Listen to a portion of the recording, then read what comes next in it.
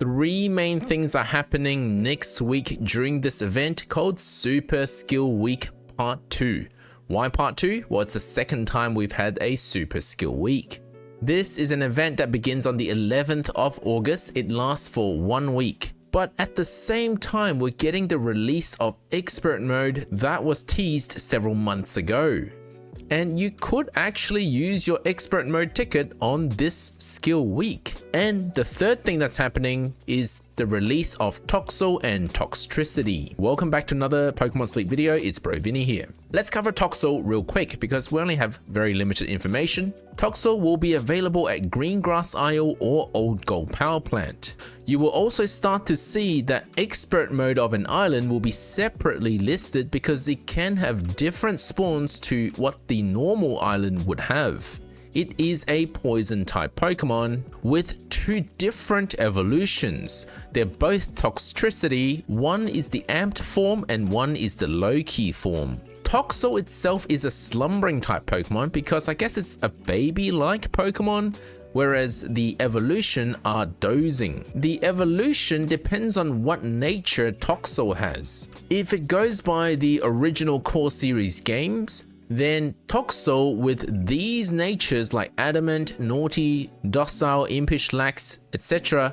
will be amped form on evolution. Whereas the relaxed, timid, serious, modest, mild ones are low-key form. To this day, I still can't remember which one is which. I guess amped form is the more yellow one, the more relaxed looking one is the blue one. So the second thing we want to cover is the skill week and where to go. But before we do that, we actually need to recap a little bit about Expert Mode, and while we don't have all the information yet, it is worth taking a look again. So just a quick recap on Expert Mode, everything we know about it. The idea behind it is to pretty much make all Pokemon usable to some extent, because there will only be one main favorite berry for Snorlax where you'll get additional benefits if you match that favorite berry. Those Pokemon will have a shorter helping frequency, in other words, they're going to be faster. Conversely, if you don't match any of the three favorite berries, you'll have a longer helping frequency, so your Pokemon is actually going to help slower. So basically, it's a mode where it limits your ability to team build, but if you do it well, you do get additional rewards. You're supposed to get more research EXP, more dream shards and candies, even though the sleep styles are harder to achieve. And you'll have a better chance to encounter shiny Pokemon. But is this increase actually worth it depends on, well, I guess how well you progress through the week with your drowsy power. Is it actually going to be much better than normal mode in terms of encountering shinies, or is it actually going to be worse because you couldn't achieve a good amount of drowsy power? That is yet to be seen. And you will still want to keep to the main favorite berry because there will be some missions where it's about getting that main favorite berry. An example they gave is that if you collect the right favorite berry, you will get some mission rewards for the Expert Mode weekly mission.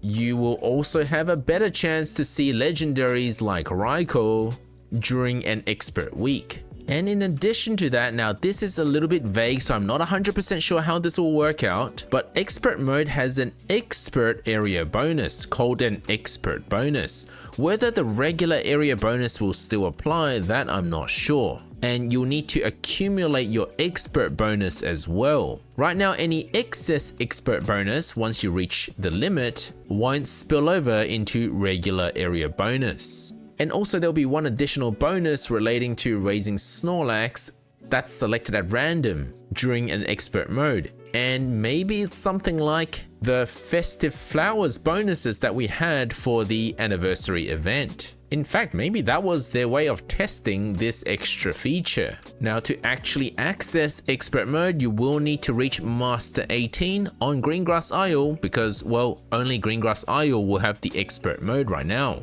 But you'll also need to spend some sleep points. It will cost you 200 sleep points from the regular exchange or 100 sleep points from the premium exchange and I guess you can buy both, but there will be a item limit of 2 for every account. So on average, you will still want to use 2 expert tickets per month if you plan to do expert mode as much as possible. You will apparently get one free one from the expert mode tutorial.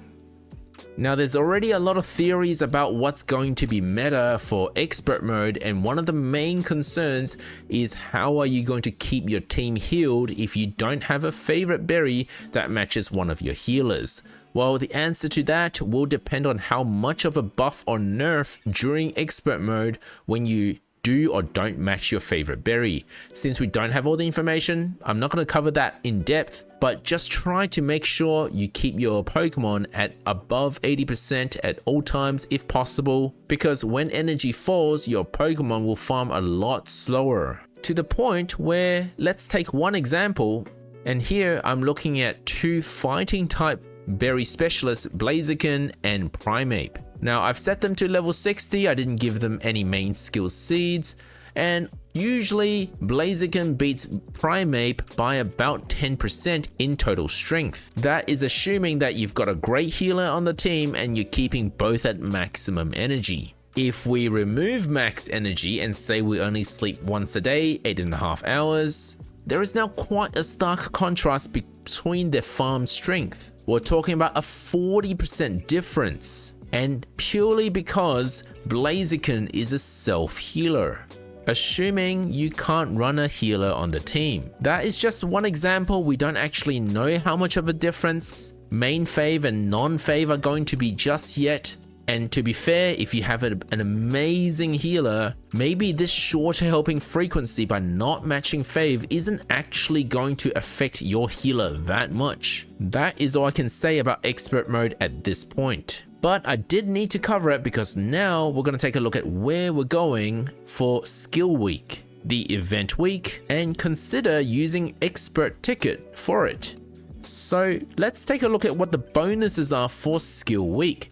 The focus is all skill specialists. They will get a 1.5 times multiplier on their skill trigger rate, and they will get an additional of 3 extra skill level during this week. So if you actually have any uninvested skill Pokemon that are actually otherwise very good, you just haven't put in your main skill seeds in yet. Let me give you an example. Maybe you've been running a really good Gardevoir for the last 2 years of this game. You've actually caught a really good Pawmi and you landed electric favorite berry for your expert mode, and you didn't land Psychic Berry for your expert mode. Maybe now is a good time for a free 3 skill level up, and you get to match favorite berry to invest that Pawmi just by putting your dream shards and candies. And you won't even need to invest any main skill seeds during this week. And perhaps after expert mode you don't really need a Paw mode because you've got Gardevoir. You haven't actually wasted any main skill seeds. So consider this as a way for you to test out some skill specialists you haven't actually invested in, and maybe something that matches one of your favorite berries if you're running expert mode. Now, one risk of doing expert mode during skill week is that if you're already limited in team building because of expert mode with your 1 main favorite berry and 2 regular favorite berries, and you're not really in a position to invest a lot of Pokemon because you haven't caught anything good or you're running out of dream shards, then that limitation could prevent you from actually utilizing the skill bonuses of this week, because you simply might not have any skill specialists that match any of the favorite berries. So consider that when deciding whether to actually run expert mode ticket. Once again, we're getting the mini candy boost feature. As usual, use this feature on low level Pokemon where you have limited candies for. Needless to say, there will be boosted spawns for skill specialists during this week, but mainly of the new Pokemon Toxel, Toxtricity, and Toxtricity.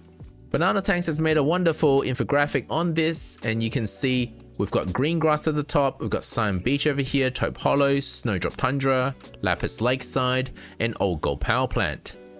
Toxel and Toxtricity are only available in either Old Gold Power Plant or one of the Greengrass Isles. Now, my usual recommendation is to focus on something that you need, but during this event, the main boosted spawn is going to be Toxel and Toxtricity. Everything else only has a slight boosted spawn. However, Old Gold Power Plant is probably the area to go if you're not doing expert mode, if you want to maximize your chances of meeting one of these new Pokemon. Of course, there are other great Pokemon to catch at Old Gold Power Plant. We've got Dedenne, and if you're game enough to invest all your main seeds, we've got the Plusle and Minun combo, Trico, Magnemite. These are all great options at Old Gold Power Plant. You can of course pick one of these other areas, but they won't have Toxel. So I'm just going to focus now on Greengrass Isle. Now, as noted before with expert mode, it can actually have a different set of spawns. We could almost think of Greengrass Isle as a separate island altogether when it's expert mode.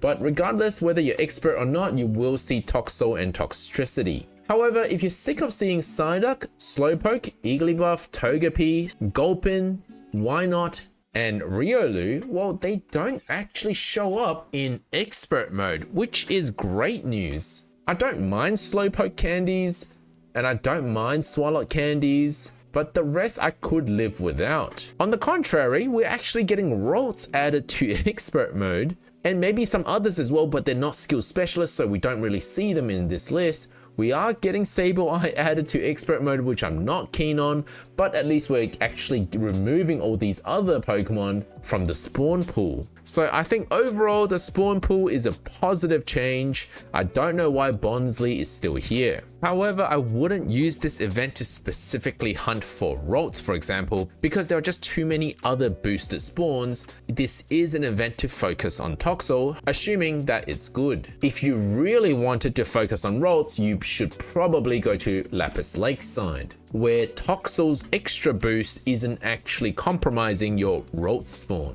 But you are getting a lot of other boosted spawns as well, so you're not really guaranteed to see a Rolts anyway. So my general advice is go to Greengrass Isle, especially if you're in expert mode. If you're not going to expert mode and you're happy to focus on hunting Toxel, then go to Old Gold Power Plant. Yes, there's still a lot to be said about expert mode, but everything is speculation until we get some solid stats. So make sure to hit the subscribe button.